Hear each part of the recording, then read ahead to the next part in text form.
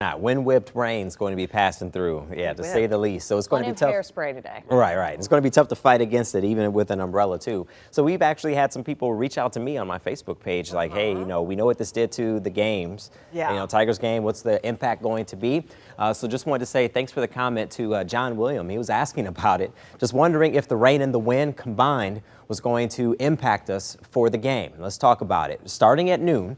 This is where we're going to pick up Futurecast. And I want you to see, yep, rain's still going to be fair game. Temperatures in the mid to upper 40s, lows down into the 50s, I should say, or highs near 50 in Monroe. But then as the system pulls away from the northeast, the further away it gets from us, the better our weather and the drier our conditions will be. So notice we're still in the 40s, and then there's the clearing line. So the rain could be around to delay the game, but I'm thinking as the game progresses, conditions are going to get much better, but the wind will be the other side of the story. So the Tigers forecast shows rain will be moving out around 6 o'clock, 6:40 when the game starts, a first pitch, but a delay could still be a possibility. But after that, it's a cold wind, and temperatures will be in the 40s, so just make sure you layer up if you're heading down to Comerica Park. Wind advisory remains in effect until midnight because the wind gusts could be up to 45 miles per hour or greater.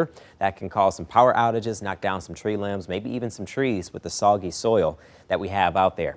Looking at the winds currently, they're already up to about 38 miles per hour in Pontiac, and they will continue to increase. And there's the evidence of that increase with the wind roughly during the afternoon hours. That's when I think the gusts could climb into the 40s, even the 50s in some spots. Not going to rule that out as a possibility.